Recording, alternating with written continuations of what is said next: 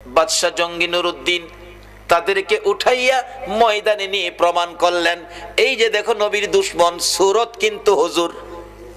সুরত কি? হুজুর। বাদশাহ জঙ্গি নুরুদ্দিন প্রমাণ করে দিলেন, এই যে দেখো নবীর দুশমন। আমার নবী স্বপ্ন যুগে বলেছে বাদশাহ জঙ্গি নুরুদ্দিন এই তিনটা লোক এইভাবে গর্ত করে আসতেছে, আমাকে সরিয়ে নেওয়ার জন্য তাদেরকে তুমি ধরো। এই যে পেলাম, এই যে দেখেন আপনারা গর্ত করে নবীজি রওজার পাশে চলে গিয়েছিল। এরপরে বাদশাহ জঙ্গি নুরুদ্দিন নির্দেশ করলেন নবীজির রওজার চারপাশে নিচ থেকে গর্ত করে, গভীর গর্ত করে সীসা ঢালাই করে একটা বাউন্ডারি দাও। ভালো যদি নবী তরানেওয়ালা, নবী বাঁচানেওয়ালা, কয় না নবী তরানেওয়ালা, নবী বাঁচানেওয়ালা, কয় না গজলটা খুব সুন্দর লাগে আমার কাছে। এই গজলটা আমার শিখতে হইব, আমার মন চাই গাইতে, কিন্তু সময়ের অভাবে শিখতে পারি না। এই পৃথিবীতে ভালো যদি বাঁচতে চাও, একজন ব্যক্তি ভালোবাসার বস্তু হিসাবে দুনিয়াতে এসেছে, সেই ব্যক্তিটা হলো নবী মুহাম্মদুর রাসূল।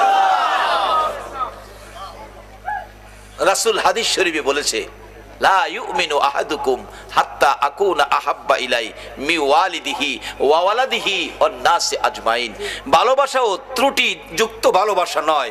আজকে মুসলমানের সন্তান রোনাল্ডো ভক্তের পরিচয় দিয়েছো, আমার রাসূলের কলিজায় আগুন দিয়েছো। ইহুদি চক্র আমার নবীকে শুধু দুনিয়াতে আঘাত করে নাই, রওজা পাকে শোয়ার পরেও নবীজির দেহ মোবারক সরাইয়া নেওয়ার জন্য ইহুদি চক্র শয়তানি করেছিল। কিভাবে? মদিনার ঘটনা। নবীজি রওজা পাকে শুইয়াছেন, ইহুদি চক্র তিনজন ইহুদি বলুন কয়জন? তিনজন ইহুদি একবারে সুরতে হুজুর, বড় হুজুর, টুপি দাড়ি পাঞ্জাবি, কোরআন শরীফ তসবিহ, নামাজের বিছনা সহ সোনার মদিনায় ঢুকছে। মদিনায় ঢুকে একটা বাড়ি ভাড়া নিছে, নবীজির রওজার কাছাকাছি একটা বাড়ি ভাড়া নিছে। ভাড়া নিয়ে সারাদিন মানুষের দেখায় তারা আল্লাহওয়ালা, ইবাদত করে, ইবাদত ছাড়া কিছুই করে না। কিন্তু রাত্র হলে ওই বাড়ির ঘরের ভিতর থেকে গর্ত করে করে নবীজির রওজার দিকে আগাইতেছে, নবীজির দেহ মোবারক রওজার থেকে সরাইয়া নিয়ে যাইব। এই ইহুদিরা, তোমরা যার ভক্ত হইছো, আপনারা ফাইসালা দিবেন একটা মুসলমানের সন্তান কি ওই ইহুদির ভক্ত, রোনাল্ডোর ভক্তের পরিচয় দেওয়া উচিত হবে? মাটি করতে করতে করতে করতে সারা রাত ঘুমায় না, মাটি করে মাটি কাছে বিছে রাখে না, অনেক দূরে নিয়ে পাহাড়ের নিচে ফেলায় দেয়, অনেক দূরে, কেউ যাতে বুঝতে না পারে। অনেক দিন মাটি করার পর নবীজির রওজা পাকের কাছাকাছি চলে গেছে। আর যদি একটা দিন করতে পারে, নবীজির পাও মোবারক বাহির করে ফেলবে।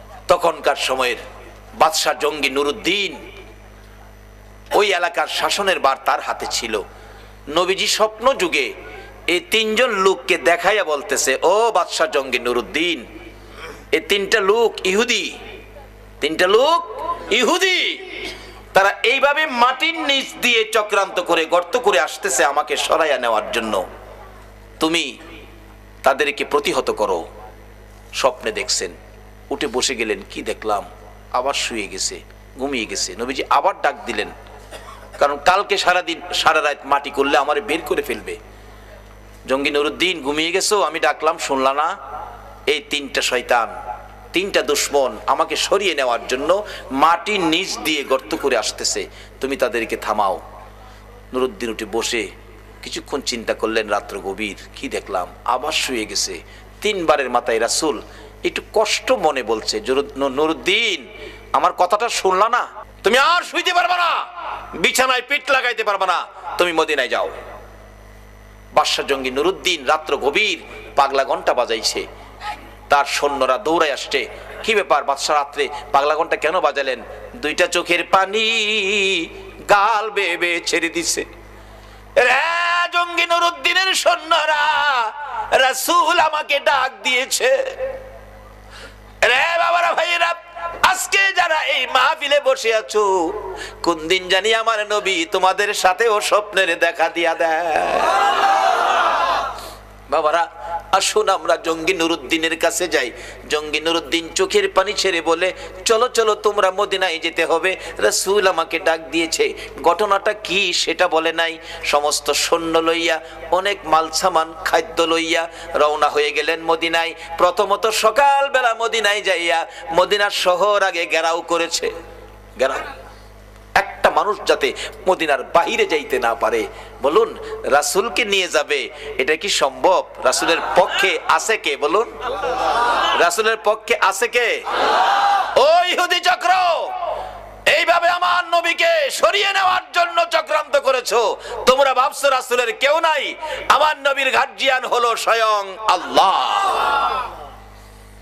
জঙ্গি নুরুদ্দিন মদিনা ঘেরাও করছে। আগে একটা বাড়িতে আস্তানা করলেন, বসলেন, ডাকতেছেন যত মদিনার মানুষ আছেন, জাতি বিজাতি, বুড়া করা, ধনী গরিব, সবাই আমার সাথে দেখা করে আমার কাছ থেকে সাহায্য নিতে হবে।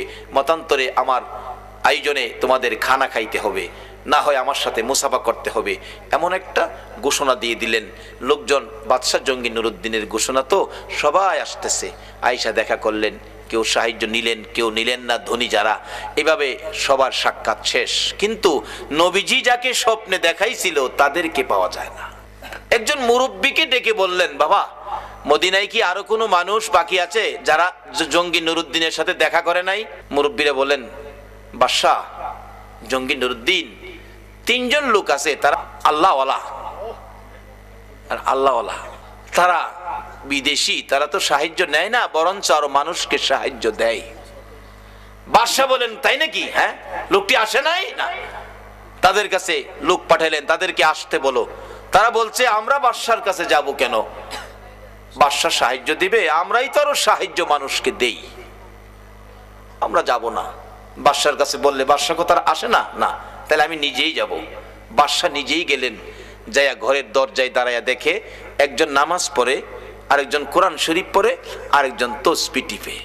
এ হুজুর কইলাম বাইরে গেছে, আইবো কইলাম, চট্টগ্রামও আইবো, বিস্তারিত আর কইলাম না, আইবো।